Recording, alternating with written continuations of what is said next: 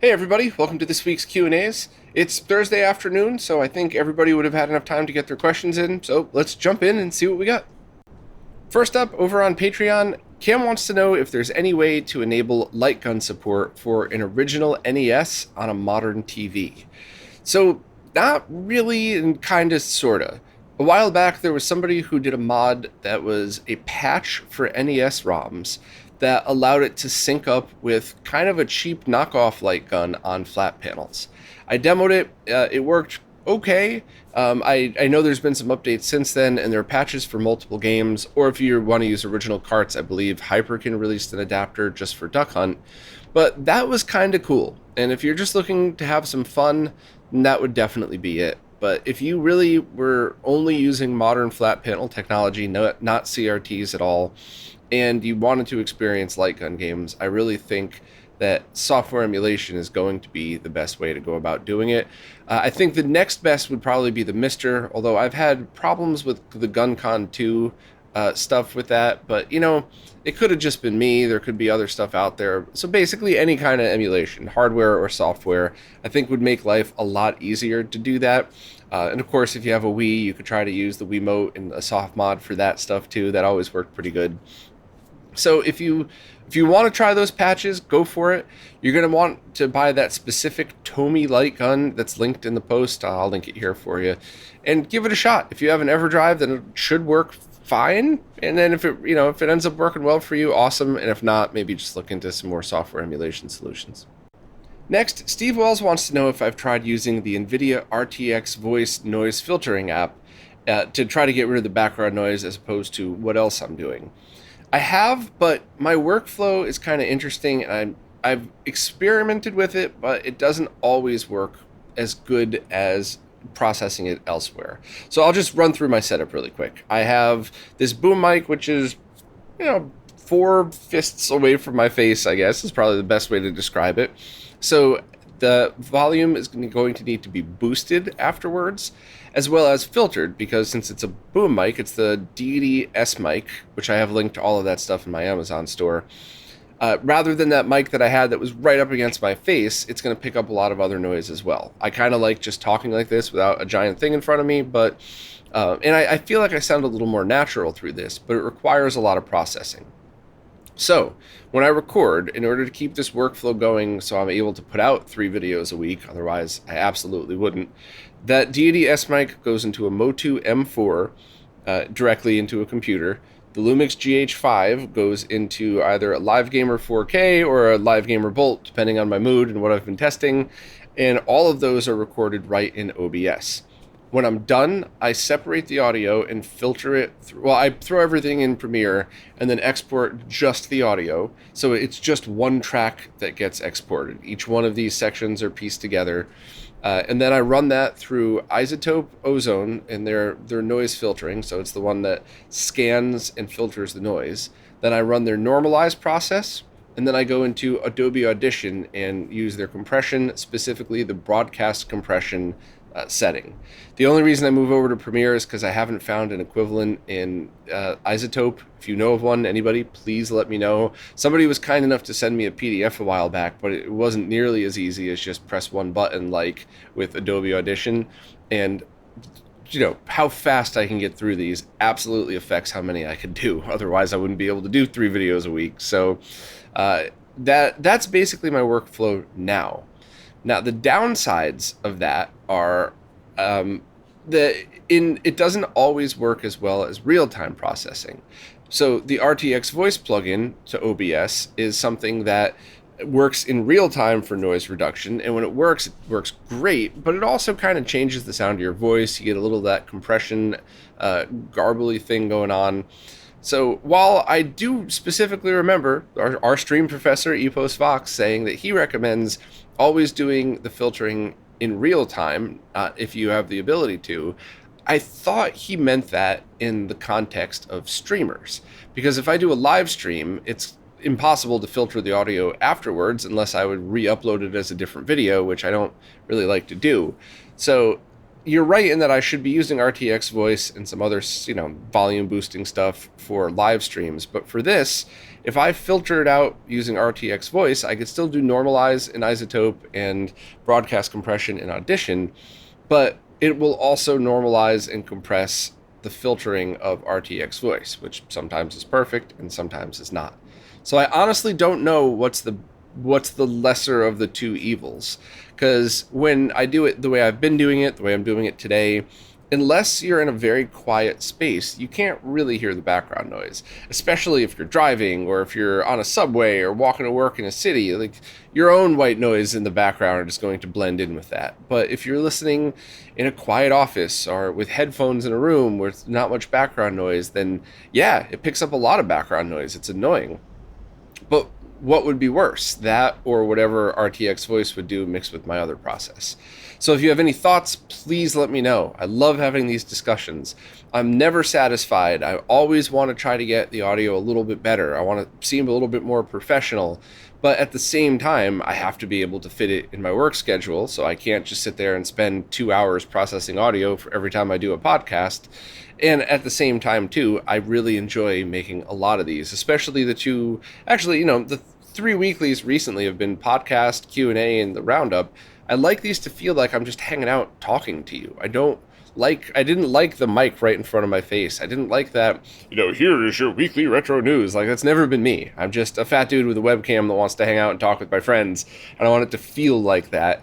The fancier videos, of course, I want it as pro as possible, but no matter what, I want to at least continue to filter audio better and make it a better experience for people listening. So I'm all ears. Thanks for the question and the suggestion, and maybe I'll try it on next week's Q&A just for the heck of it to see. CCon is looking to do mods like the NESRGB and GBS control, and they were wondering if there's any updates to my list of suggested desoldering tools. The ZD915 seems to have been superseded by the ProKit's SS-331H. I haven't really heard that. But there are also cheap pump-action solder suckers built into soldering irons that get decent YouTube reviews. And they could also potentially get a Heiko desoldering station from Japan for half the price, but it's rated for 100 volts, so it would likely require a transformer. Please let me know if you have any ideas. So I have a few. First, I am a paranoid, untrustworthy nerd when it comes to my software and hardware tools, just because I've done the wrong thing so many times. And I've told the story a million times, so I'll skip to the end, but I bought one of those gun-only desoldering irons because I thought I was being slick, saving some space, rather than having the ZD915 with the big thing next to it, the station itself. And I ruined a couple of motherboards. And the moment I switched over to the ZD915, I'm sure it's not the best desoldering station in the world, but I was immediately desoldering just like Voltar and Jose have been trying to show me for a few years before that. That whole business of sitting there for an hour with the desoldering gun, it didn't happen anymore. I just followed their instructions, and it came out just like they did. It was super easy. It worked. So I'm always hesitant to suggest anything that I haven't tried or trusted people who do this all day long have tried. So if you say it was superseded by a different one, I haven't heard that at all. If you're right, then I guess it should be equal to or better than quality, but I haven't heard that yet, and I still know a few people that have purchased the ZD915s the past 6 months or so that say they're totally fine. As for solder suckers built into soldering irons, they're usually trash. And please don't forget that just because it has a good YouTube review doesn't necessarily mean anything. In the retro gaming world, I've run into a bunch of people who were paid to do reviews of terrible products, and then when I do the real review, instead of just being like, oh well, they come after me to try to, well, Bob's just lying for attention. No, I actually review things. I'm not paid to review them to give a good review. So I'm not throwing stones here. I'm just being honest. So unless it's a YouTuber that you've been following and they've earned your trust, I would immediately just have all of the red flags up, especially when it comes to mostly trash products like that. That said, if you're doing something like you're only going to do one NESRGB mod, your own, and you're doing a GBS control mod, getting one of those irons with a solder sucker built in for like 15, 20 bucks, you'll be able to do it. It might take you 2 hours, but you could do it. You need some patience, you need flux, you need to pre-tin all of the pins, even though there's already solder on them, you want to retin all of them, you absolutely could do it, and you would save a bunch of money doing it that way. But if you plan on doing anything else but that, I would suggest getting something else. And I'm going to continue to suggest the ZD915 just because, once again, I got trust issues. Unless I see it or people I know who do it all day long see it, then I wouldn't feel comfortable recommending anything else. So if you want to try something else, by all means, go for it, and please report back and let us know what you found. But my own personal recommendation, I can't give unless I've tested it myself, or unless it comes down the line from people smarter and better than me at this stuff anyway. So hopefully that was a good enough answer. I didn't mean any negativity by it. If I had to sum it up, I would say just get the ZD915 because you want to be safe with that, and get it from Amazon so that if it shows up and you don't like it, you just return it. Oliver Menard was just following up on their previous discussion of how to get old thermal paste off, and they're suggesting Articlean. And I looked it up. I have links to it. I'm going to purchase it as soon as I'm done shooting this podcast. And I'm really appreciative for the recommendation because I've been using isopropyl and like cotton pads, the kind that don't leave off any, that don't leave any stuff behind. And it usually takes forever to clean it up. And it gets to the point too where you just keep wiping and you still get the silver bits, and it's probably the microscopic bits in the pores of the metal. So maybe using Articlean is just a much easier way to do that. Let it dry, and then put on some thermal paste. So I found two links, one of just the Articlean and one Articlean plus Arctic Silver, which I think would be neat. If you don't have any, now you could have everything you need to clean up your old heat sinks. So thanks very much for the recommendation. I'll definitely give it a try. Zachary Van Lulling said, do I think we'll ever see a Philips CDi optical drive emulator? Who should I be begging to develop one? So I don't know if there's anybody who's aiming to tackle that exact problem right now. However, there's definitely people out there who are looking to the much bigger picture of full CD-ROM emulation. So it would still need to be tackled console by console, but it's also coming from a way where it would be much easier once this main design is done to port it to different platforms. And my guess, just a guess here, is after that happens, we'll start to see ODEs pop up for everything pretty much.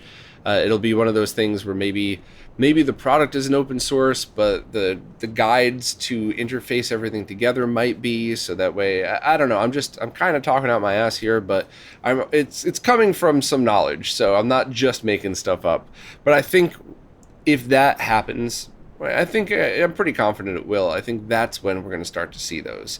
So the short answer to your question, do I think we'll ever see one? Yeah, a couple of years probably. Hope I'm wrong. Hope it's sooner. Who should I be begging to develop one? Nobody that I'm not already begging on a regular basis anyway. And also, thank you so much for the kind words. I'm really happy to meet you and see everybody at Retro World Expo. I really do love meeting people there. And I know that, some people are a little easier just walking up to people and talking, like me, a big mouthy ham. And then other people just kind of like chill back for a while, and they're more polite. And whenever I see people like that, I'm not saying you're either one, Zachary, I'm just in general, I just try to make everybody feel welcome. And even if I'm in the middle of another conversation, I'll wave and call somebody over and try to make them part of the conversation. And I just think it's awesome that people would want to come and hang out and talk about this stuff. So thank you for coming over. Thanks to everybody that came over, and continue to go to expos because it's really cool to hang out with everybody in person. Adam Ant has a question about installing the NESRGB kit. They're looking for a way to use a Genesis 2 cable, and the kit uses an 8-pin mini DIN, but the Genesis 2 is a 9-pin mini DIN, so how would they go about doing that? So this is both easy and hard. The easy answer is you simply configure the NESRGB to output the same way and the same type of signal that a Genesis 2 would output, which is technically wrong. Because without going into the whole spiel again, don't forget that Sega did not include resistors and capacitors on the RGB lines in Genesis consoles. And it was the right move, because back in the 90s, the people, late 80s and 90s, the percentage of people using RGB was so small that they would have lost millions of dollars just by including those components in every single unit sold. So they opted to use those components in the cable to finish the circuit, which definitely was the right move then, not the right move for us now. So here's the hard part. How do you make the NESRGB output that way then? And it's been so long that I totally forgot. I don't know if you need an external board. I don't know if you could just remove components on the NESRGB. But I would just kind of look into that and see, and talk to people who've done it before. And if it starts to get a little over your head, and I mean that with respect, but I mean, if you start getting a little uncomfortable with what might need to be done, contact whoever you know, some good modders that have a history of doing stuff like this and know how to support HD retrovision cables. And that would probably be the best bet, because not only do you need it to output exactly like a Genesis 2 would, but you would also need to make sure that the sync is going over the composite video line. Now, the good news is, if you do that, it's just another easy way to use existing cables, but it's something that you're going to want to check into. So I would just kind of look into that and see what you got, and talk to your modder, talk to people on different Discord servers and see what they're doing, and kind of decide what's the best choice for you. DW623 said they got a really good deal on an original Xbox that's still fully functional, but they remember hearing from everywhere that one of the capacitors is a major problem, and they're not confident enough in their soldering skills yet to do a full recap, but they want to know if that's what they need to do to fix this. Luckily, all you need to do is snip out one problematic cap, and if it's already leaked, which it might have, definitely take some isopropyl and any kind of cotton pads or something and try to scrub that out as best as you can.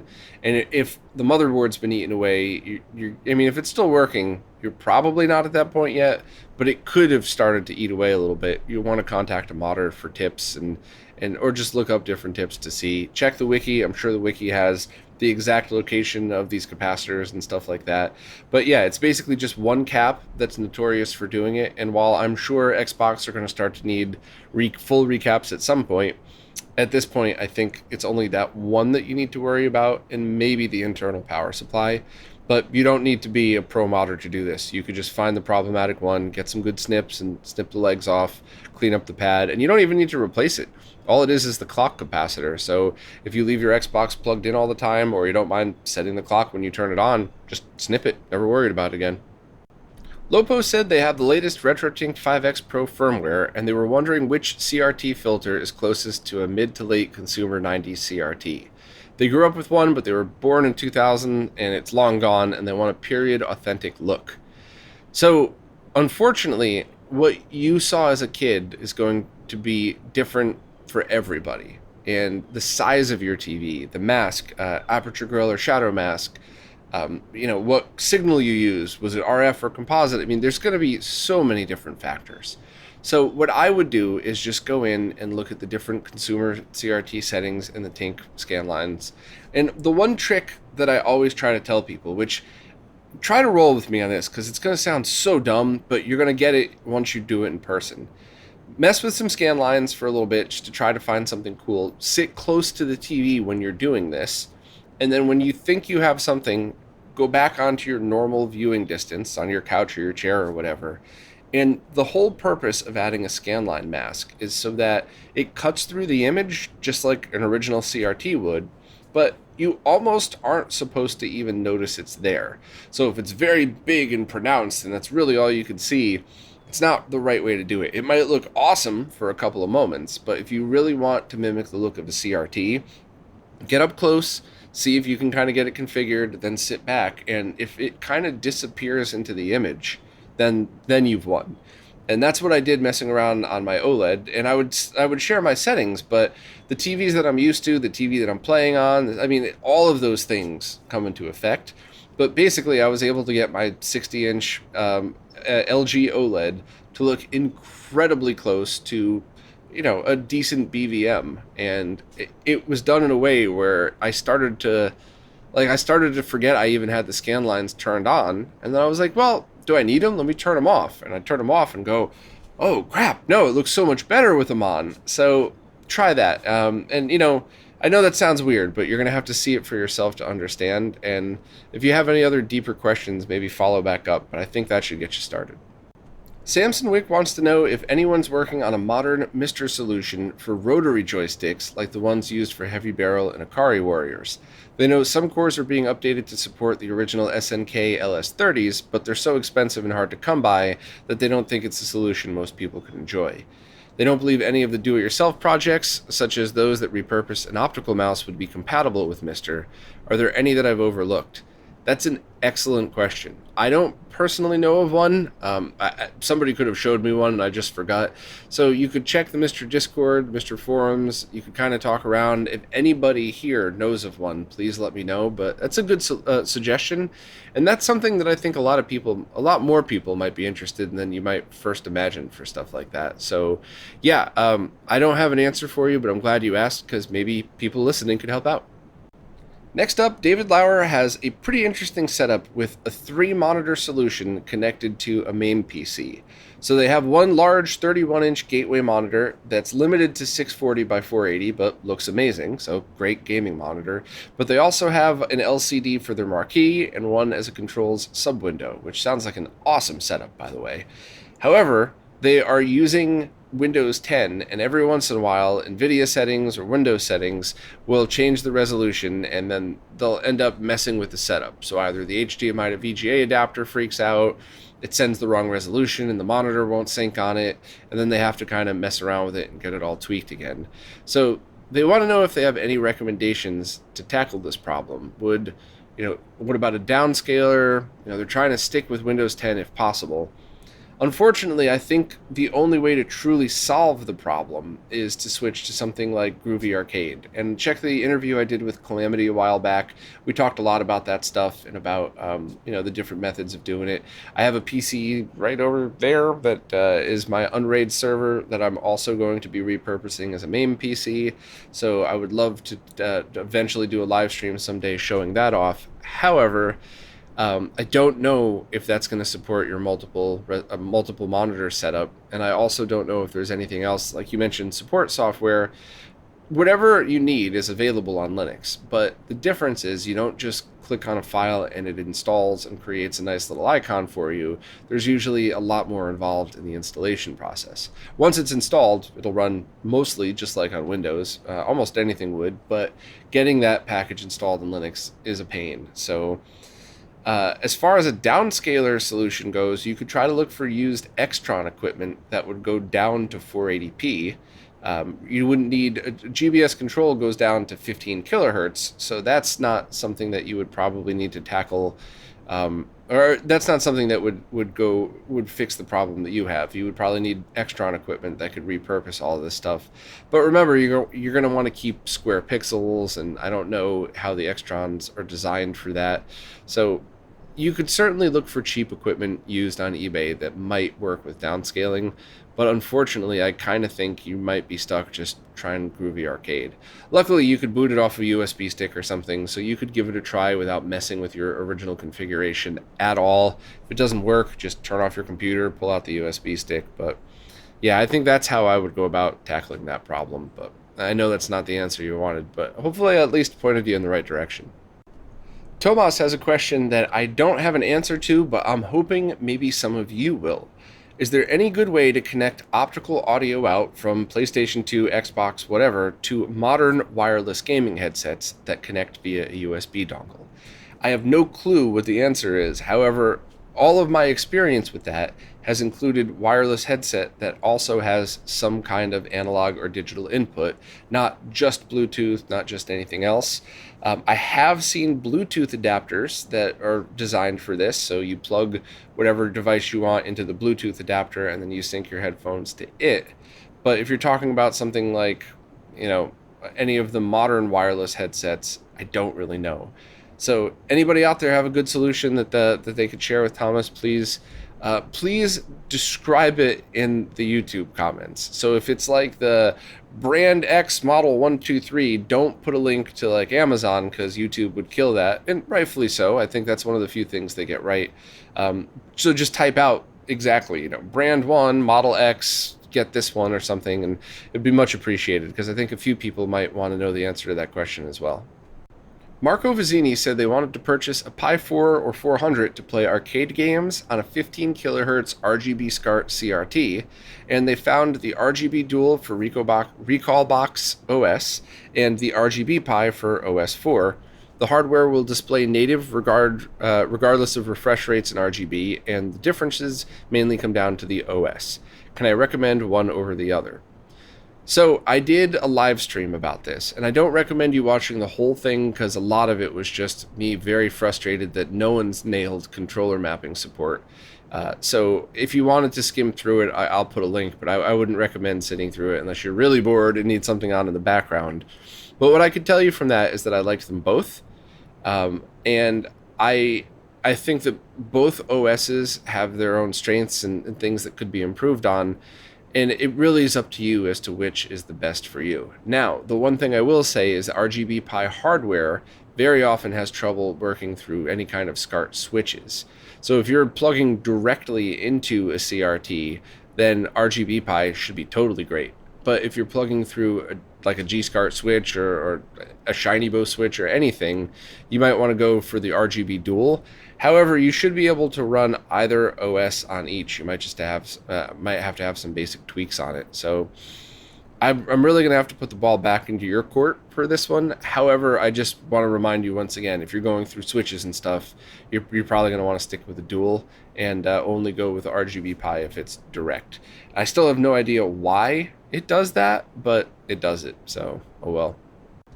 Portugeek is looking into taking newer HDMI devices and displaying them on a CRT. They have both an early 90s CRT with composite video only and an early 2000s flat panel with both composite and component.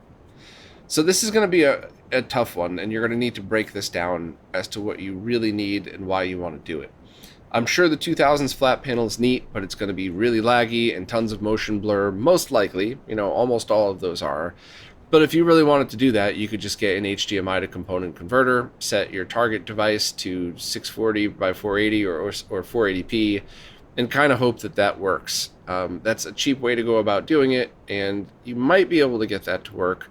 You might need different types of downscalers depending on if your device could output 480p or not. And the device might output 720 by 480, meaning if it's a 4x3 panel, you might need to get into the controls and manually stretch it. But that's kind of one that's not too hard, and if you do end up needing any kind of downscaling solution, you could look into used Extron equipment like the video I did with Lewis a while back, like the ones I was just mentioning a few questions ago. But the CRT with composite only, that's where you're going to go down a rabbit hole, because you would need HDMI to RGB or component, and then RGB to composite. And then you would want one of those newer devices that has the potentiometer that allows you to dial in, the variable cap, not potentiometer. I always get that wrong, but the dial that you need to dial in the correct colors, or it would look really weird. So you're buying a couple of different devices here, and you're probably going to be out $100 total. So unless you know for a fact this is something that's important to you, what I would suggest is just grabbing a super cheap HDMI to composite video converter. I think I'll link to that live stream, and I'm pretty sure I have links to all of that in there, but this will at least allow you to get a sense of if this is something that you'd even really care about. It's got like 3 frames of rolling latency or something like that, but it's cheap. So get your devices plugged in. Let this cheap little thing do the downscaling and kind of just see what you think. And if you get the novelty of it, cool. And then if you really want to dig in, that would become a tool that you leave in your toolbox and you have something else. But if you disagree, let me know and I could try to point you in a different direction. But that's kind of what my gut's telling me for these. A couple of questions from Jason Guffey. First, the first question is on horizontal resolutions on CRTs. They've been told repeatedly that horizontal resolution doesn't matter when CRTs draw an image, and they don't understand how this could be the case. So here's the oversimplified version. The CRT is drawing at a frequency. So if you give it 10 pixels to draw, as long as it's going on that frequency, 10 pixels are drawn and stretched across the screen. But if you give it 10,000 pixels, it will still fill that same space with 10,000 pixels just squished closer together. And that's how you're able to get more detail. That's why things like CPS2 that has a much higher horizontal resolution than like your average NES game or something like that. That's why it's technically wider if you have square pixels, but when it's still smushed into 4x3, there's just more detail because that same line that you're drawing across the screen is filled with that much more detail. So that's probably the easiest way I could describe it. Check out Displaced Gamers has a video about that. That's probably going to do a better job than I would. Next is another question CRT related, specifically on brightness and tube longevity. They know people generally say to keep brightness and contrast settings low in order to make the tube last longer, but does that only apply to the CRT's own onboard picture controls? For example, is changing the video brightness with options on a video scaler before it goes into the CRT going to be just as damaging long term? Yes, but I wouldn't worry about it, within reason. So the reason I'm saying that is because if you've decided you're going to own this thing and you want to preserve it to make sure that it lasts as long as you can, but you also want to use it. So I would always find that medium area of, okay, all the lights are on in my room. It's super bright in here. Does it need to be? I mean, for me personally, I like to game in more dimly lit rooms anyway most of the time, almost all the time actually. So that's an easy one, right? Turn the lights off in your room, turn the brightness down. Now you've saved a little bit of the life of your tube. However, I would never say, okay, well, if you turn all the lights off and black out all the windows and then turn the brightness all the way down so I could just barely see the screen so my tube will last longer. I'm not saying that's what you said. I'm just making a ridiculous example, but I would never go about it that way. And a good example for me is my D32. It's, I think it's the best CRT ever made, and I almost never use it because I want it to feel special when I do. But when I do, I never worry about, is the brightness up too high? Am I gaming too long on it? I don't really game for more than a few hours anyway, but when it's time to use it, you use it. And that's just my opinion, but it's a very strong one that I have. Lastly, as a fellow unrepentant pirate, what are my recommendations for things like VPN services and torrenting clients? I, believe it or not, have not used an illegal torrent or a VPN in years. And when I did, it very often was for things that I already owned, but like my disc cracked or like when I brag about being a dirty pirate, I'm talking about old games that haven't been released in 30 years that I've already bought 3 times anyway. And I'm not shaming anybody. Sometimes you're in a position in life where the only way you could get something is by downloading a copy of it. So I'm not judging, but I actually have no advice for you whatsoever. I'm kind of interested myself, just out of curiosity, but I just don't use any of that stuff anymore. And I think I'd like to. I think there's certainly some scenarios in which I could still stay with my weird moral approach of this might be illegal, but I know I didn't do anything wrong, so forget it, who cares? But anybody have any suggestions on that? I see a lot of YouTubers pimping some VPN services for money. Maybe they're actually good too. I don't know. And if they're a good service and people are using those as sponsors, come to me. I'll teach you how to use it, then I'll teach everybody else how to use it and maybe make some bucks on it. Quantum Guitar wants to know if I happen to know if there's any cheaper products to extract eARC and output it as HDMI audio, not optical. I don't know of one, but if anybody does, please let me know, because I know a lot of the products that I talked about output ARC, which is basically the same as SPDIF, except eARC would handle a lot more of those higher bandwidth audio signals. So I think that's one of these things where you can get the more expensive stuff now, like the HD Fury stuff or whatever else, but the cheaper stuff is probably coming down the line. They're probably ramping up production on it. I do really hope that people come out with, these companies come out with more HDMI 2.1 and up devices, because that's kind of lackluster at the moment. So I'm not really sure if there's anything out there now, but I do think it's important. Their next question, do I know what 1440p or 4K outputting multi-channel capable consoles would be outputting uncompressed audio, where a conversion to Dolby Digital over regular optical would be detrimental? So basically the question is, if you're going from HDMI from or if you're playing original consoles from PS3 era and before, you're not really going to get super high-end uncompressed audio, but maybe you would on some more modern games on more modern consoles. So what consoles would be outputting that? And I think that higher end audio started in the PS4 era.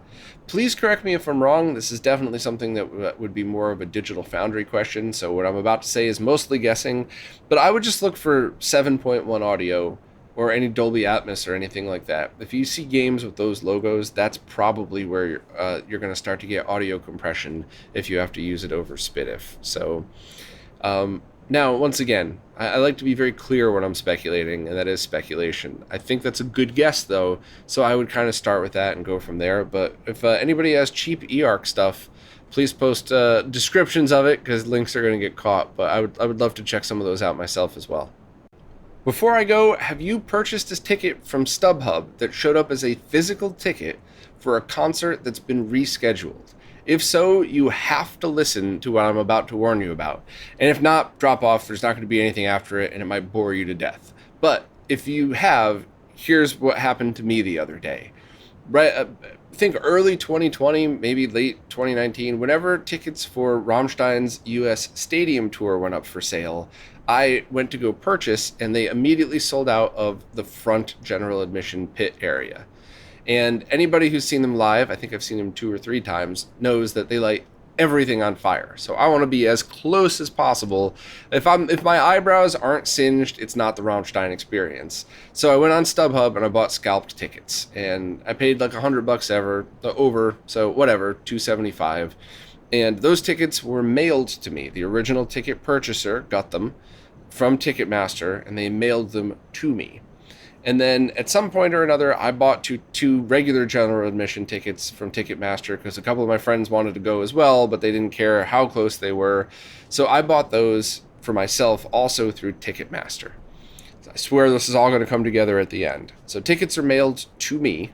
Funny enough, they were actually mailed to my old Stamford address, and luckily the person who lives there now was nice enough to open it up, see $275, call StubHub, and they gave her my number. So whoever this person is who's living in my old apartment, you are the best. Thank you, because that's a lot of money to just lose. However, the world shuts down, the concerts are rescheduled, and this week it was pouring rain all the beginning of the week, so the friends that originally wanted to come with me to the concert, you know, those situations have long changed, and no one else wanted to stand there in the rain.